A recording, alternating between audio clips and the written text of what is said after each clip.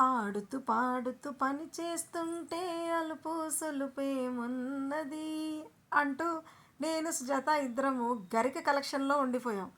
గణపతి పప్పకు గరిక ఇష్టమని మేము ఎంత గరికను కోసామో చూడండి. ఇష్టమైన వాళ్ళ కోసం ఎంత కోసినా తక్కువే కదా. అంతే కదా మరి.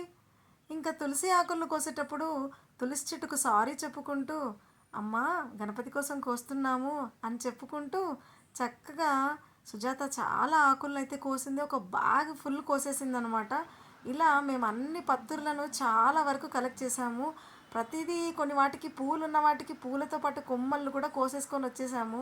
ఆయనకు ఆ రోజు అన్ని పత్రులు సమర్పిస్తే ఆయన చాలా సంతోషిస్తాడు.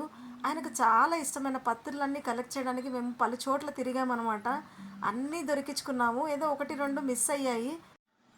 ఇంకా గరికనైతే మాల కట్టడానికి నేను థ్రెడ్ని డ్రెస్సింగ్ టేబుల్కి అయితే స్టిక్ చేసేసుకొని ఇలా టై చేస్తూ వచ్చానమాట. చాలా పెద్ద మాల అయితే కట్టాను. నాకు గరిక మాల కట్టాలంటే గణపతి కోసం చాలా అంటే చాలా ఇష్టము. చాలా హ్యాపీగా అనిపిస్తుంది. చూడండి ఎలా వచ్చిందో గరికమాల, చక్కగా అందంగా ఆయన కోసం ఎంతో ప్రేమగా కట్టాను నేనైతే. మనం మాలను కట్టిండేది మనం గణపతి మెడలో చూసినప్పుడు ఎంత సంతోషంగా ఫీల్ అవుతామో చూడండి. ఎంత బాగున్నాడో గణపతి పప్ప.